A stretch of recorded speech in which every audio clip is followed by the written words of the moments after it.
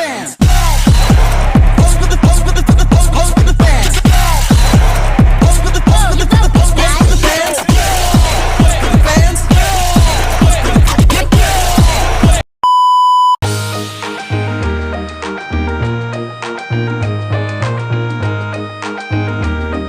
Halo semuanya. Hai. Selamat datang kembali nih di podcast Seletisme. Jadi kita kan kelompok 7 nih. Kita hari ini bakalan ngobrol santai tapi berbobot banget nih tentang satu aliran filsafat yang ngaruh besar banget ke dunia penelitian, yaitu positivisme. Wah, seru banget. Ganding banget ya. Ganding banget. Hari ini. Kepo banget gak sih? Nggak sabar deh. Kita sampai insightful banget nggak sih? Betul banget. Nah, ngomongin soal daging, udah makan belum? Aduh, pertanyaannya agak berat ya. Berat ya. Coba dari ini dulu nih. Dari aku tadi aku udah makan sih, tapi aku nggak makan daging kebetulan. Aku makan oprak tadi. Mantap. Enak tapi enak. Kalau kamu gimana? Aku tadi bawa bekal sih. Oh. Jadi aku makan telur, mie, terong, tahu. Kenyang banget nih. Isinya terpenuhi banget sih. Tinggal tidur nih di sini. Ya udah dong. Kalau Kak Bira gimana nih? Aku tadi makan ayam geprek sama minumnya teh tarik sih. Enak banget. Pedes Pedes nggak? Pedes nggak? Pedes banget. Enak banget pedes sih. Kalau Kak Kafka gimana nih? Kalau aku sih tadi pagi sudah makan, kebetulan pakai mie, pakai nugget. Oh, Iya, kenyang sih. Kenyang sih. Ntar kira-kira bakal makan lagi malam atau enggak? Makan dong, makan Oh. dong. Jujur udah lapar. Habis makan ya. Iya, jelas. Oke. Kalau Kak Amel? Belum tadi bareng sama Kak Bila, jadi kita makannya sama geprek dan teh tarik ya, minumnya enak banget sih. Ngomong-ngomong kita belum perkenalan nih guys. Iya, kita lupa ya. Siapa sih? Tahu kita siapa? Siapa ya? Siapa ya? Dari aku dulu deh ya teman-teman. Oke. Jadi nama aku tuh Namira Medina. Biasa kan bisa panggil aku tuh Mira aja. Mira. Kayak Mira. Hai kakak semuanya. Tanggal lahirnya Kak. Ini aku mau nih bapak. Enggak dong, enggak usah. Nanti disebar saja kakak. Pip gitu. Iya. Kalau kalau kakak namanya siapa nih? Maaf ya, itu keceplosan ya. Nama saya Mira Santian, sebagai Mesya. Hai Aisyah. Halo, perkenalkan. Halo, perkenalkan nama aku Nabila Syakina. Kalian bisa panggil aku Bila aja. Hai, Bila. Halo semua, nama aku Kafka Nafisa. Biasa panggil Kafka aja. Halo Kak. Kafka aja. Kafka aja. Kafka aja. Kafka aja. Pakai aja ya. Oke, hai semua, aku Amelia Sabila Dinda Putri. Kalian bisa panggil aku Amel aja. Oke, Hai Kak Amel. Oke, jadi kita bakal masuk ke pembahasannya nih. Kita kan bakalan ngomong soal positivisme ya. Nah, oke, yang pertama positivisme kan. Kedengarannya sih mungkin berat, kayak apa sih? Tapi ternyata sebenarnya konsepnya itu simple, santai aja. Kita juga bakal bahas kayak ngobrol-ngobrol biasa kok. Betul. Nah, jangan takut duluan ya dengan kata filsafat. Emang itu kata agak horor sih sebenarnya. Nah, Ini ya ini. ini nggak ada dingin atau apa ya? Tapi kita di sini bahas dengan contoh-contoh yang relate di kehidupan kampus aja sih, kayak dari tugas kalian, terus penelitian sampai skripsi nanti sih.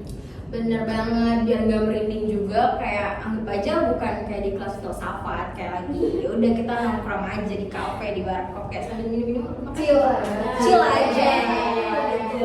Kak Amel. Jadi ya, tapi tetap ya, informasi valid, no hoax, bukan feeling-feelingan tanpa data. Terus juga sesuai tema kita hari ini, yaitu positivisme. Nah, kita mulai nih dari pertanyaan dasar. Jadi siapa sih yang pertama ngomongin si positivisme itu? Oke, nah yang mengenal positivisme itu Auguste Comte.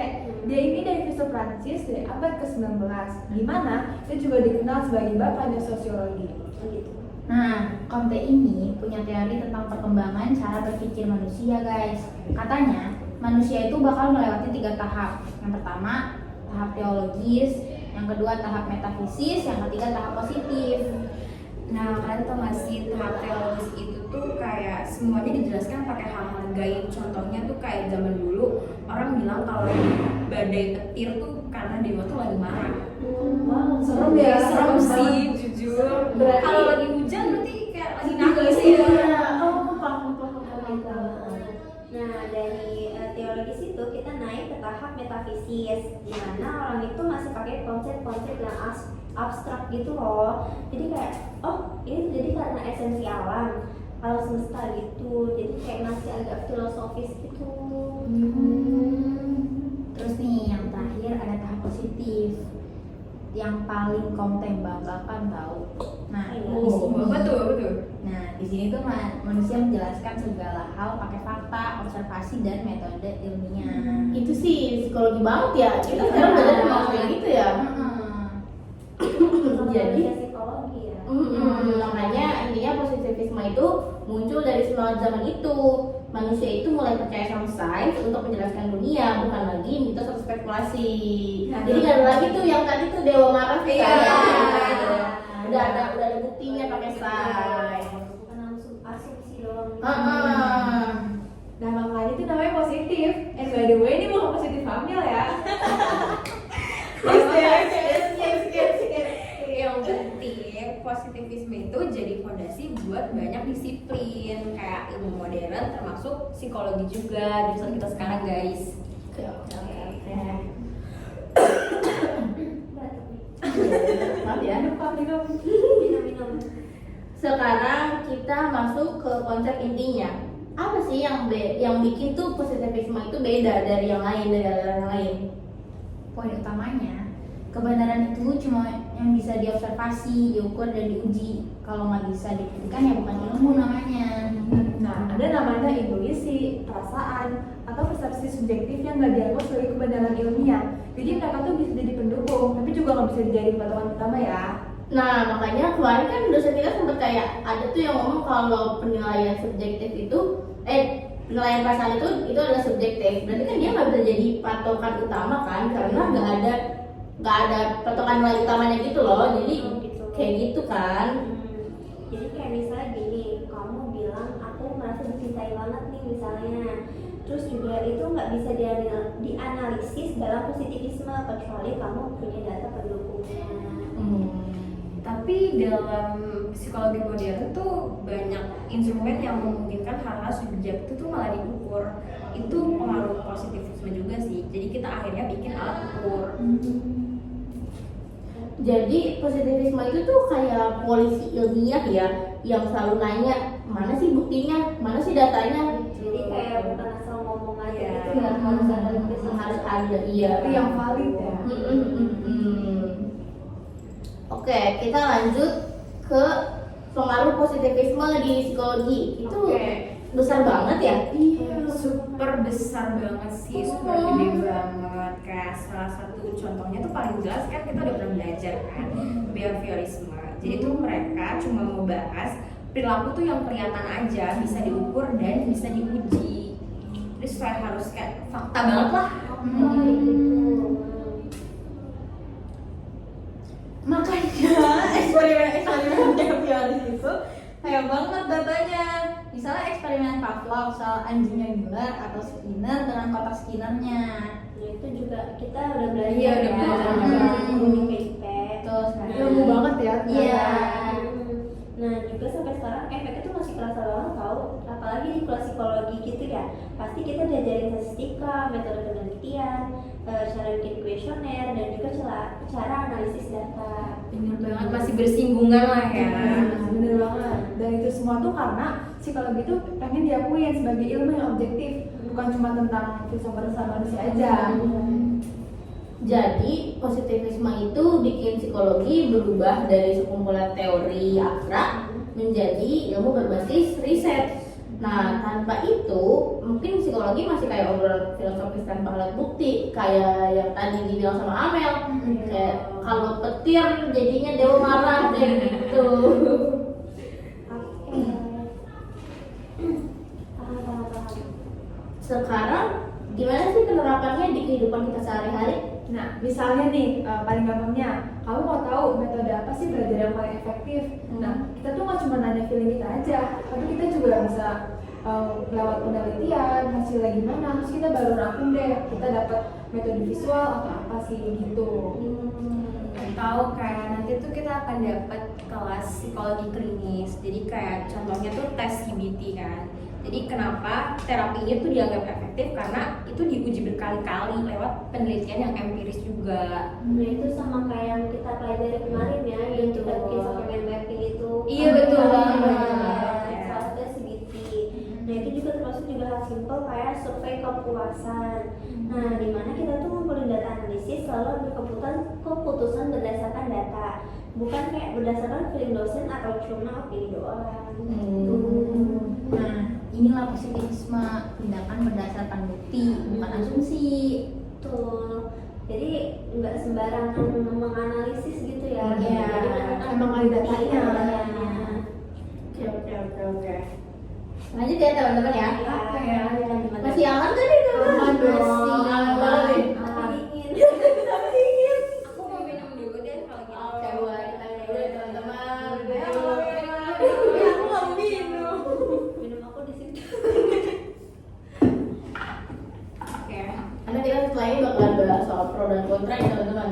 Seru banget sih. Apa sih itu emang? Kan kita kan bakal bahas pro dan kontra dari positivisme itu sendiri kan. Mungkin dari kelebihannya dulu kali ya. Iya, Yang boleh. pertama, kelebihannya itu bikin ilmu jadi terstruktur, jelas, dan terukur. Kita juga bisa mengevaluasi ulang penelitian, mengulang prosedurnya, hingga membuktikan kebenarannya.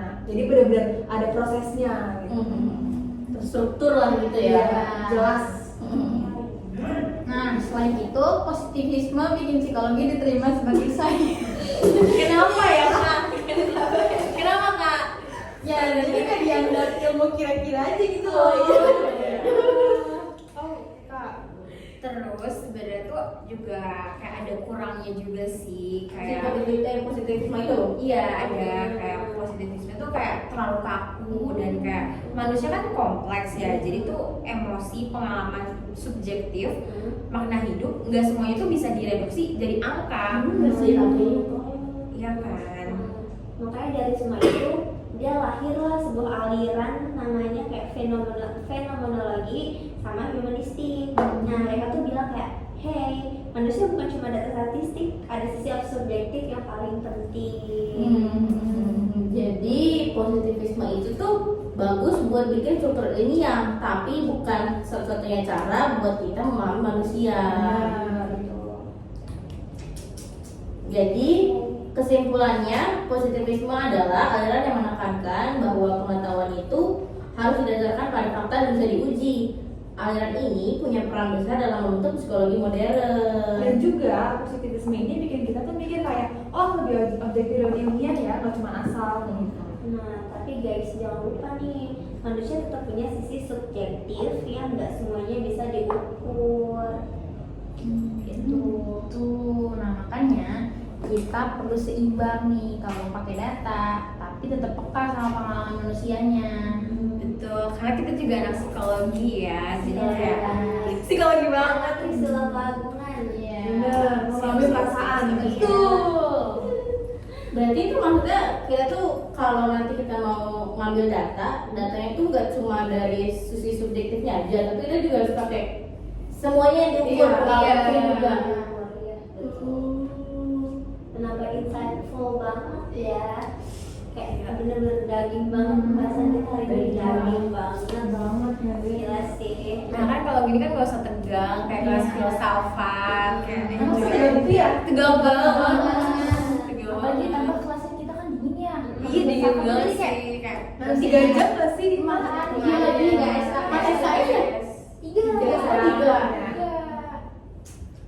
Mana sore lagi? Iya, namanya kalau hujan. Udah ngantuk banget dari hujan. Untung kita udah makan ya kalau Iya. mas. tapi seru banget sih guys topik kali ini. Betul. Semoga kita bisa ketemu di Lain kesempatan. Terima kasih banyak ya yang udah dengerin, dan semoga materi podcast kita hari ini bisa menambah insightful buat teman-teman semua. Benar. Yeay, amin. Dan semoga nilainya kita dapat A. Amin. Mau minta tolong ya Mas Syahid. Kita Kita tolongnya, minta bantuan. harus A. Makasih Mas. Makasih Mas.